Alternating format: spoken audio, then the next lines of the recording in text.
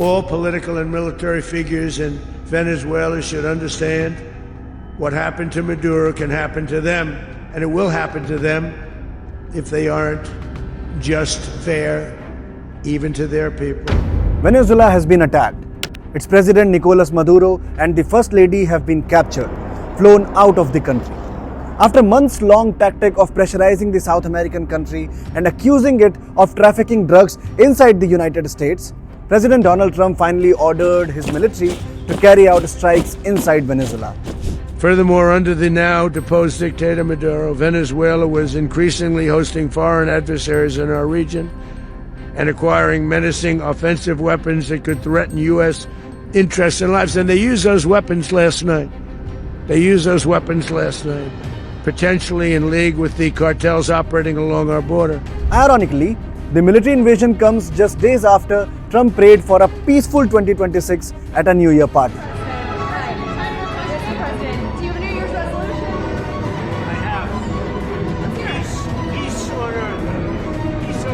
While the country has refused to surrender and has ordered full deployment of its forces, condemnation from world leaders have been pouring in.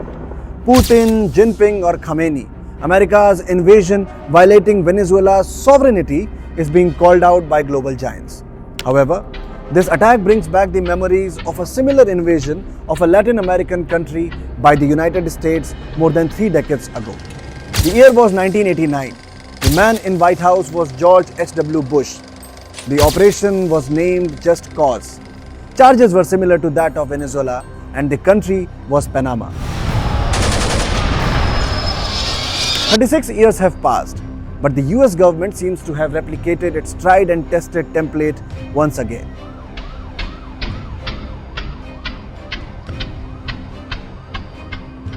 What prompted the United States to invade Panama in 1989? What are the similarities in both the invasions? How is the invasion in Venezuela different from that of Panama? Let's understand.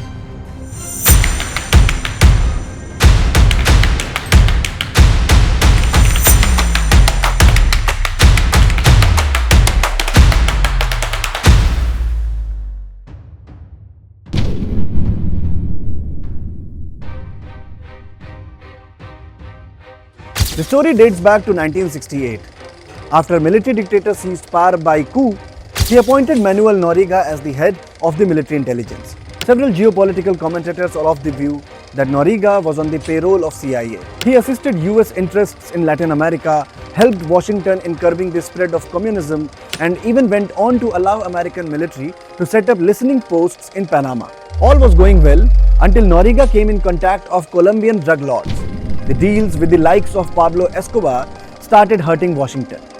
Noriega was allegedly helping them smuggle cocaine into the United States and earn through kickbacks. While the US was well aware of these developments, it didn't take action against the dictator. However, the patience in White House soon faded away. Cut to 1988. A federal court in the United States indicted Noriega on drug trafficking charges, exactly what Venezuelan President Maduro has been accused of. Initially, Noriega remained defiant and didn't buckle under the US pressure. But when he annulled 1989 national elections, which many believe could have been easily won by the opposition, it was perhaps the last nail in the coffin.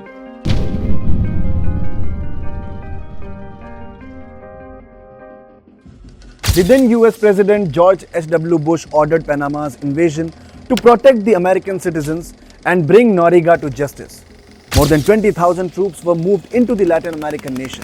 US invasion began on December 20, 1989, and within days, the Panamanian forces were crushed while most of the country was held by the invading forces.